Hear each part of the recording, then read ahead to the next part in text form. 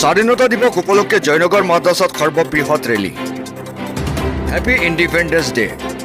আজি 15 আগষ্ট ভাৰতৰ 80 সংখ্যক স্বাধীনতা দিৱস। সমগ্ৰ দেশৰ লগতে হোজাই জিলাতো উলহ মালহেৰে উদযাপন কৰা হয় দেশৰ এই গৌৰৱময় দিনটো। স্বাধীনতা দিৱস উপলক্ষে হোজাই জিলাৰ বৃহৎ দাৰুল হাদিছ জয়নগৰ মাদ্ৰাছাৰ উদ্যোগত উলিওৱা হয় এক বিশাল স্বাধীনতা দিৱসৰ ৰেলী। ৰেলীত অংশগ্ৰহণ কৰে হাজাৰ হাজাৰ ছাত্ৰ। পুৱাৰ পৰাই জাতীয় পতাকা হাতেৰে ছাত্ৰসকলৰ সমাগমে জয়নগৰৰ পৰিৱেশ কৰি তোলে দেশ প্ৰেমেৰ মুখৰিত।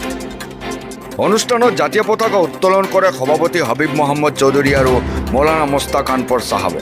হাতে হাতে তিৰংগা পতাকা, মুখত দেশ প্ৰেমৰ ধ্বনি।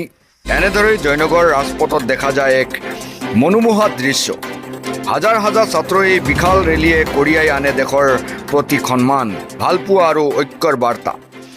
জয়নগৰৰ পথত তিৰংগাৰ সমুদ্ৰত পৰিণত এই দৃশ্যই সকলোৰে দৃষ্টি আকৰ্ষণ কৰিছে। ছাত্ৰসকলৰ মাজতো দেখা যায় স্বাধীনতা দিৱসক লৈ ব্যাপক উৎসাহ আৰু উৎসাহ। স্বাধীনতা, শান্তি, সম্প্ৰীতি আৰু ঐক্য বাৰ্তা লৈ জয়নগৰ মাদ্ৰাছাৰ উদ্যোগত উলিওৱা হয় আজি এই সৰ্ববৃহৎ স্বাধীনতা দিৱসৰ ৰেলী। জয় হিন্দ, ভাৰত মাতা কি জয়।